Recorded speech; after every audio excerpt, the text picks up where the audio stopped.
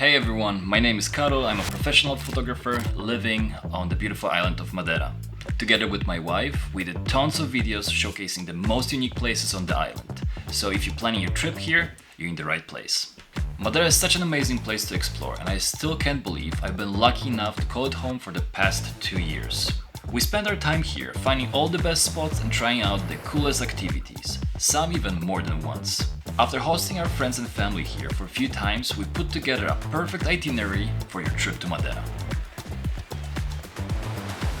Madeira is a paradise for nature lovers. There are hundreds of trails spread all around the island, suitable for all skill levels. Plus, you will find stunning viewpoints almost everywhere, and most of them are just a short walk from your car. Stick around and I will share all the top things to do on Madeira, best time to visit, where to stay, and how to get around. Before we dive in, I want to show you something special. This is our Madeira guide for photographers and travelers. We spent 2 years hunting down the most incredible spots on the island.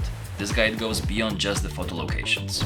It's packed with over 250 pages and 200 photos, including tips on where to stay, weather guide, flight connections, local festivals, food, a digital nomad guide, and the best attractions and activities. We also included our recommended services, a detailed 5-day and 7-day itineraries, plus a special photographer's itinerary to help you plan the perfect trip to Madeira. Alright, let's get back to the video. Madeira has a subtropical climate, which means that you can enjoy warm and spring-like weather all year round. The weather can vary across the island because of the central mountain range. This is actually a big positive because you can always find a place with good weather. So don't stress too much about the forecast before coming, just be flexible and check the webcams once you're here to plan your day. I've experienced all the seasons on Madeira and each of them offers something unique. My favorite months are April and May in the spring and September and October in the autumn, when it's less crowded and accommodation prices are more reasonable.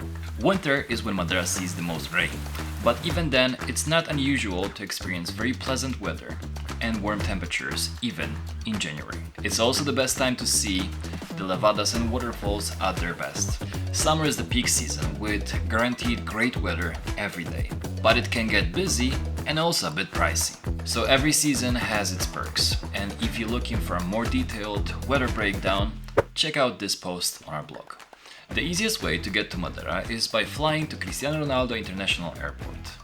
Despite being an island, Madeira has actually a pretty impressive net of connections with locations so far away like New York or Toronto, with Portuguese airline SATA Azores. The best connections are of course from Portuguese mainland, from cities like Lisbon or Porto, with over 10 daily flights from Lisbon.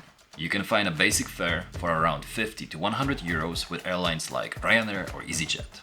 Madeira is a small island, so you can get almost anywhere within an hour, making it super convenient to explore no matter where you stay. If you're visiting for less than a week, staying in Funchal is your best bet. It's the hub for all the tours and the city stays lively even after 6 p.m, unlike to the smaller towns that tend to quiet down in the evening. Public transportation on Madeira covers the entire island, but it might not be the most efficient way to travel if you want to make the most out of your time. There are lots of great tour providers, but if you want to explore Madeira on your own, renting a private car is the way to go. I was a bit worried myself about driving on Madeira at first, but the roads are actually in a very good condition, so there's nothing to stress about. We always rent our cars online from Discover Cars, which helps you compare all the rental options and choose the best deal for yourself. We've got an affiliate link in the description, so if you book through it, you will be supporting the channel at no extra cost to you. The perfect length for a trip to Madeira really depends on what you want to do. So for example, if you're into hiking, I would recommend you staying at least for 2 weeks to really explore all the best trails on Madeira and also have some time to relax. If you're only interested in leisure activities and attractions that are just few steps away from the place where you parked your car, you might be able to visit all the top locations on Madeira in even 5 days. To have the best experience on Madeira and mix your time with exciting activities and some leisure rest, I would suggest staying at least 7 days to get the most out of your trip.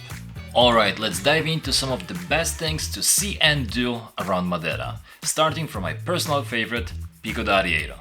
This mountain is the third highest peak on Madeira and is a popular spot for catching the sunrise. The views here are just incredible. The whole PR1 trail is amazing, especially the sections near Pico da Arieiro, with viewpoints like Nino da Manta and Stairway to Heaven. You might even catch some stunning cloud inversions. The views from the PR1 trail are honestly some of the best in the world. The trail itself is a point-to-point hike connecting Pico d'Arieiro with the highest peak on the island, Pico Ruivo. It takes about 3 to 4 hours to hike, and if you don't have pre-arranged transportation, you will need to hike back to your car. There are some services providing transportation to hiking spots around Madeira. Just do a quick Google search and you will definitely find something. We've made a full video of this hike, so check it out if you want to see more. Next up is Funnel Forest. Funnel Forest is one of those postcard perfect places in Madeira. It's not only unique in appearance, but also one of few remaining laurel forests in the world. You might see Funnel Forest covered in a dense fog, which is actually clouds passing over the mountains. The weather here can change super quickly, so you can go from a beautiful sunset to a dense fog just in minutes. Funnel Forest is a perfect place for a relaxing walk in a beautiful scenery. It's an awesome place for photographers, full of opportunities for creative compositions everywhere around. There are lots of hiking trails in this area, so you can easily combine visit to Funnel with a hike. If you're up for a more exciting experience, you can also apply for a permit to camp here overnight in a tent. Speaking of unique spots, you got to check out Porto Muniz natural swimming pools. These pools are formed by volcanic rocks, creating a safe and calm place to swim without worrying about strong waves or currents. The ocean water flows in and out, keeping the pools clean and refreshing.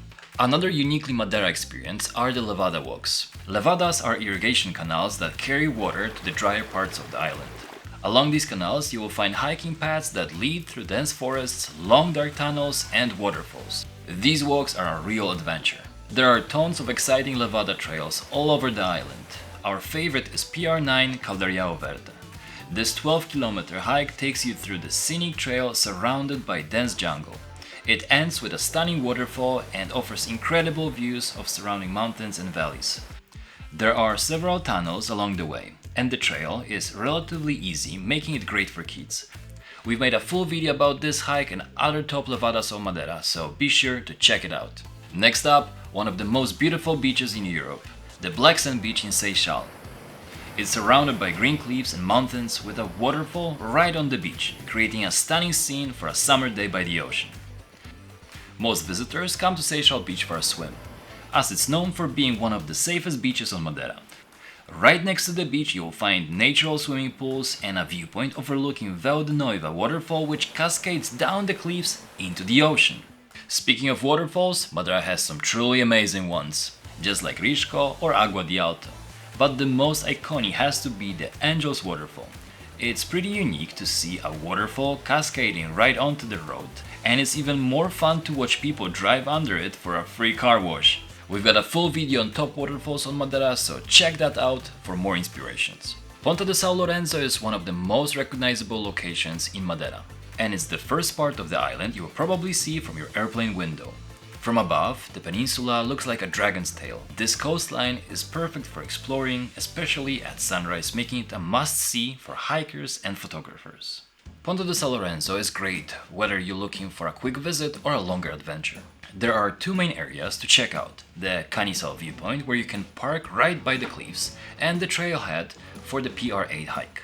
If you're visiting Madeira for hiking, you can't miss the PR8 trail. This 7-kilometer coastline hike offers some of the best views on Madeira. It's a popular hike because it's close to Funchal, and also it isn't too challenging. It's a good trail for all skill levels.